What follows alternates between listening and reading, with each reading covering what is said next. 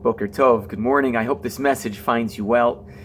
We started adding on Simchat Torah Shmini Atzeret the following words to the Amidah: Masiv Haruach Umarid Hageshem. We acknowledge that Hashem is the one who brings about powerful gusts of wind, and He is the one who brings rain down from the heavens. I want to say 2 points about this. Number one, Halacha L'Maaseh. What happens if you forget to say this in your Amidah? The Shulchan Aruch in Siman Kuf Yodalid, Seif Vav teaches us as follows, that if you forget to say this, if you're still within the first 3 brachot of the Amidah, Avot, Gvurot, and Atakadosh, you could still add it in. Just say the words Mashiv Haruach Umarid Hageshem.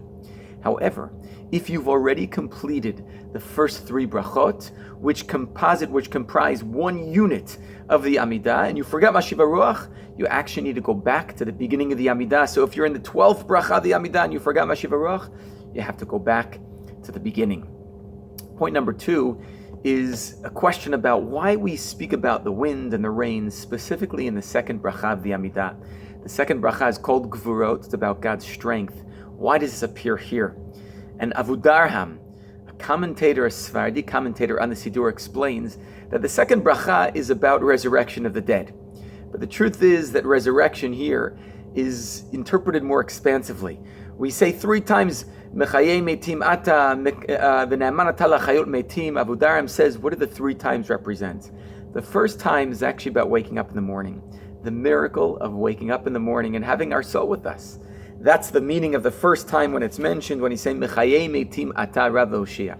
The 2nd time is Mechal Chaim b'chesed, Mechayei metim b'rachamim rabim, is that Hashem renews the land and the produce. When the rain comes, the land which appeared to be dead during the summer months, Zman Kayitz, now suddenly sprouts and grows.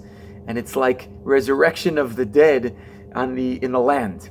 And the 3rd time that it's mentioned, the Ne'eman ata lachayot metim, that's referring to literally resurrection of the dead, when in future times, Olam Haba, in future times, the Yemot HaMashiach, when those who have passed away will come back to life and be reunited with their souls. This is the meaning of this bracha, and this is why specifically we talk about the wind and the rain in this bracha, because it's about how God has the power to transform and change nature and create life where previously there was death.